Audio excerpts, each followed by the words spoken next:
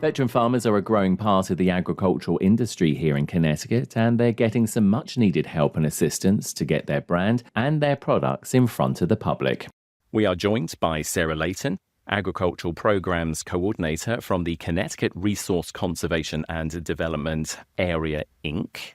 Welcome, Sarah. Thank you for having me. And we are also joined by veteran farmer Jason Arico, owner of Field Engineer Farm. Thank you for having me. Not at all. It's a pleasure having you as well. Lots to talk about. But first of all, the lady with the long title and the long organization.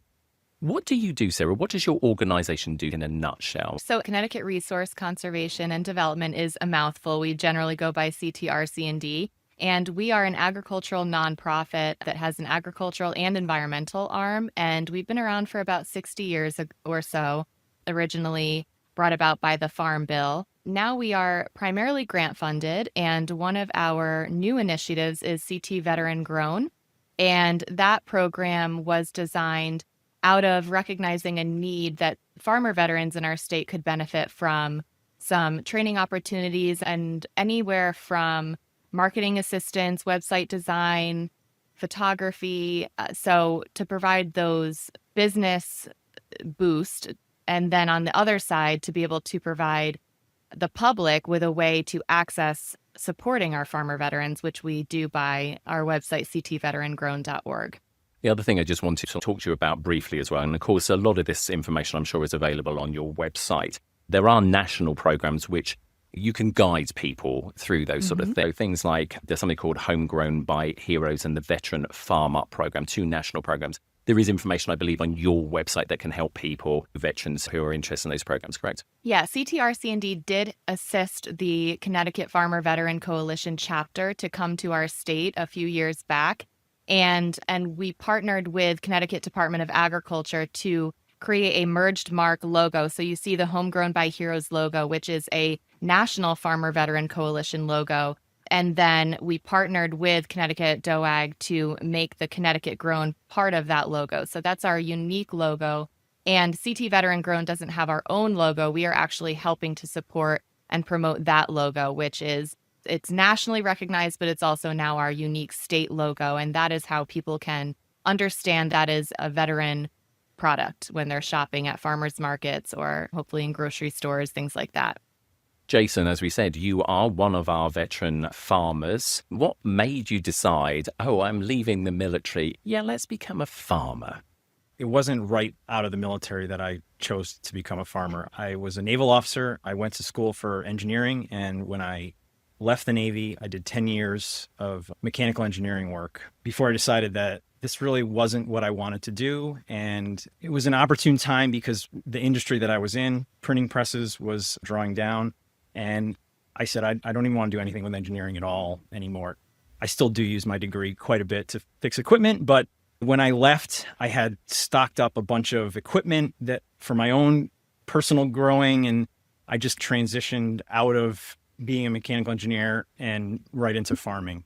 You didn't quite lose the whole engineering thing, of course, because, of course, you named your farm Field Engineer Farm. So the story behind that is, when I was working as an engineer, I was a field engineer. I would go out, I would work on equipment, I would install upgrades and service equipment.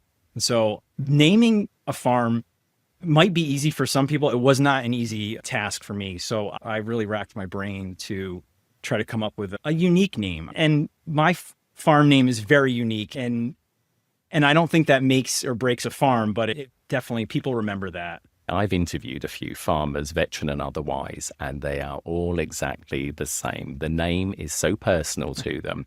They've agonized for months to come up with names for their farm. So I totally get where you're coming from. You are not alone, as they say, when it comes to the naming of your farm. You are, of course, located in Columbia, Connecticut, and looking at what you grow, there is a list as long as my arm, quite literally. It's an amazing list. Before we started recording this, you were talking about, some resources were available for me, some weren't. I didn't know about this. It was quite hard. So talk us through a little bit about that process, because thankfully now that's changed because of what Sarah and her team now bring to the table, as it were. But just talk us through a little bit of a struggle for you to start with. Yeah, so initially, when I first started the farm, I had to muddle through a lot of the initial portions of starting a business on my own. I did have some helpful people along the way, obviously, but some of these, like the ConneCT chapter of Farmer Veteran Coalition, hadn't been started yet. The national organization was available, and I did sign up to be a part of that. And I also immediately signed up for Homegrown for Heroes as well, which is a national program. So I did take advantage of some of the things that they had. But in the past, I would say 3 or 4 years, the ConneCT chapter has done a lot of good work. And I wish that some of those resources were available to me, because I'm taking advantage of some of those now. But I think initially it would have been a little bit easier to start the farm if this program were available when I first started. Sarah, just talking about that, and obviously Jason's encapsulated it perfectly there. These things come along, they become great resources. I'm guessing there might be some retroactive stuff possibly that some farmers can get, but if not, then it's a case of at least the resources are there and they now know, right, hey, I can get this, I can get that. Just talk to us about those challenges, because I'm guessing these are stories which you've heard before from other farmers as well. Yeah, we as an organization, we always say that we're partnership driven, and we really our main focus on bridging the gap. Where are there gaps and how can we meet those needs? And so what we found is that there was a need for some hand-holding especially with our new and beginning farmers who are just getting started. So that's where CT RC&D's Farm Up and Veteran Farm Up programs came in. And that was before CT Veteran Grown, but they all work hand in hand. And basically that is to meet with a new and beginning farmer and provide some resources, make some connections, figure out what their goals are and how we can help them along the way. And that's really informed this program as well. So we do have a whole set of virtual training resources on CT Veteran Grown under Farmer Resources. So anyone at any point can go on there and take advantage of those training opportunities. But we are always evolving. We are looking into new programs all the time. One thing that we've been doing a lot recently is going out to farms and just doing a professional photography session with farms. We're going out to Jason's farm in a couple of weeks, and it's something that on one hand seems a little silly. Okay, what does a professional photography shoot really contribute to the business? Once we do that, you've got a package for your social media. You can help develop a website. We have a website designer who's developing websites for our farmer veterans. Building your virtual presence is so important in today's day and age. Of course, we all know that, but farmers want to farm, and we get that. And so we're trying to meet them halfway and make it easier for them to get this beginning formulation of their business off the ground. How important was that for you, Jason? It was intensely important, because I have not developed my website. I've been in business for 7 years, and I have just stalled on the website because it's one of those things that is not absolutely essential to my bit. It should be more essential, I guess. I should treat it more essential, but it's not like running a seeder through the ground and putting plants in the ground and that sort of stuff. So it was one of those items that I've wanted to check off for a long time. Haven't done it. The photography piece is going to be intensely helpful, but I probably will reach out to Sarah again at some point and ask for help with website development, because that's not something I'm well versed in. I wouldn't mind being versed in it, but there are only so many hours in the day. Right. That's correct. So I've also seen some of the photography, and it is absolutely stunning, Yes. is the word. The photographer, I don't know who the photographer Bread and is. Beast. Yeah, Lisa Nichols, and she's been wonderful. We've worked with her from the beginning, and Amanda and I joke that she's such a good sport because we go out to farms sometimes, and it's not always the best weather, and sometimes we're having her like hike up and down fields and all sorts of different things, and Boots she's and lugging all cow her dung. camera equipment, Yes. but she gets it done, and the photos we're always so pleased with them. Jason, just for anybody listening out there, any veterans who are possibly thinking, hey, it's my time, I'm coming out of the military looking for something. I know you said initially this wasn't what you went into, but ultimately you're making a success of it. It is not an easy job by any stretch of the imagination. Any farmer, that is a tough gig.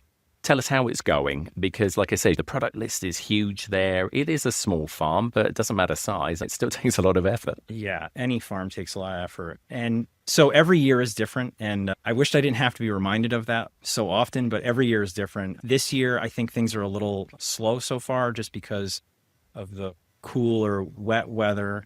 I know it's 100 degrees out right now, but As that's we not, record this, yes. yes, it is 100 degrees. But no, you're right. We had, 12, 13 weeks in a row Yes. of rain, which, of course, is devastating to Right. farmers. And I think that the crops will rebound, but it's just a slower start. So if there are certain things that you're expecting to be in season right now and they're not, just give it a few more weeks, I guess. It'll come back around. So How much do you interact with other veteran farmers? Because farming in this state is a big business. I don't think people realize how big farming is. It's a $4 billion industry here in Connecticut. 5,000 farms, employs over 30,000 people. It adds to the economy in a very significant way. And without any of you farmers, there is no food. But do you get an opportunity to talk or interact with other veteran farmers? yes, and I would like to interact more with them. And I'm starting to gravitate back towards the farmer veteran coalitions, which is good.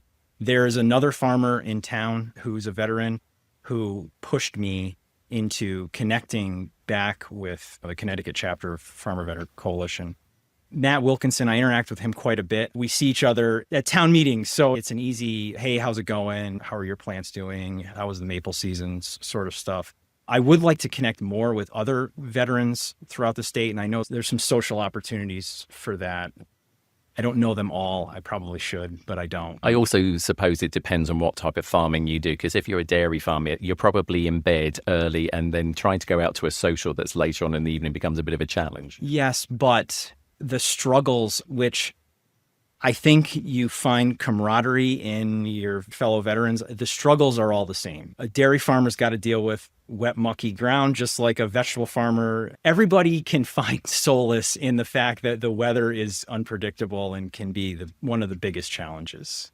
Now, another thing that started up last year, 2024, was the very first Veterans Farmers Market. Sarah, tell us about this, because it's not only a big deal, obviously, for the people of Connecticut, but it's a big deal for the veteran farmers as well. It's their chance to get their face and their produce in front of people and say, hey, look what we're growing here. Support us. Yeah, last year it was a great success. It was our first year doing it. It was at Guardian's Farm in Southbury, and we really weren't sure what to expect, having not done that before. But we had, I think it was 8 veteran farmers and selling a variety of different things, from anywhere from maple syrup to produce to flowers to dairy. And what I loved seeing was that we had so many people come out and support, especially some older veterans who are wearing their ball caps, and just that camaraderie aspect of really making an effort to come out and thank our veterans for their service. And we made a documentary in our first year of this program called Served Then, Still Serving Now. It's a mini documentary, 17 minutes long. It's on CT Veteran Grown and on our YouTube page as well. And that's really the motto, I guess you'd say, is that these are our veteran farmers who have served our country, and they're still serving us now in their capacity of growing food, milking cows, tapping trees for our maple syrup products, and having bees for our honey. We're a very diversified state in farming, and that's the same with our veteran farmers as well. So we have our second year now. Our Veteran Farmers Market is going to be here at the Department of Veterans Affairs campus in Rocky Hill. It's on August 4th from 3 to 6 p.m. And we are working right now on signing up our farmer veterans. We have, I think, 7 currently signed up, and we're still accepting more. And we're also looking for some veteran artisans. So if anyone's out there and is making some cool cutting boards or something like that, we'd love for you to reach out to us as well. But on that day, August 4th, we're going to have some food trucks outside, veteran business food trucks, and then also the Army National Guard's band, the Ripcord, the 102nd Army Band, will be performing as well. So it's going to be a really fun day. It is a full day of entertainment and obviously good locally grown food. And rain or shine, the market will happen, because if it is inclement weather, of course, the fabulous campus here at Rocky Hill, where we are recording this currently and talking to you both, has a superb auditorium, and it will end up in the auditorium if the weather doesn't play nice. So there's no excuse not to come to that. And again, Monday, August 4th, details about that on ctveteransgrown.org. You mentioned as well about the documentary. I've watched that documentary, and it is, again, absolutely brilliant documentary. And you said it's on the website. I would urge anybody to go and watch that, because it gives a really nice view of our veteran farmers and what it is that between all of you they're actually doing. I'm going to give the final question to Jason because I'll be interested to see what his answer is. The documentary, of course, is Serve Then, Still Serving Now. Do you feel that still? Yes. In a different capacity, but yes. Why is that important to you? That's a difficult question to answer. When I did ROTC, Reserve Officer Training Course, so that was my pathway into the military. When I did it, it was for fairly selfish reasons, actually. I wanted to be a naval aviator. But then 9/11 happened and it became more serious. It became, how can I serve my country? And then from that point on, it was, how can I serve either my country or the people in my community? And so the growing vegetables and growing food for people to eat, that service, that initial service, morphed into the service that I do now. I think that's something that we always find with our veterans is even once they step away from being in the military, they never really have, because still, as I say, helping their community one way or another. And I think that is what is a great tribute, Yes, to every veteran out there. It has been great talking to you, Jason Arico of Field Engineer Farm. Thank you, and thank you for your service. thank you for having me on. And also Sarah Layton, Agricultural Programs Coordinator from the ConneCT Resource Conservation and Development Area, Inc. We mustn't forget the Inc. We need to add some more words on that. It's not long enough. We'll look forward to interviewing again with the even longer title then, but we thank you as well for being on the podcast to you both. Take care. Thanks ever so much. Thank Thank you. you. And if you're a veteran farmer and want more details about resources available to you, or you're a member of the public looking for a veterans farmers market in your area, then head over to ctveterangrown.org for that information. And if you live in the Columbia area of Connecticut and want to find out more about Jason and his farm and the produce that he grows, you can follow him on Facebook at Field Engineer Farm.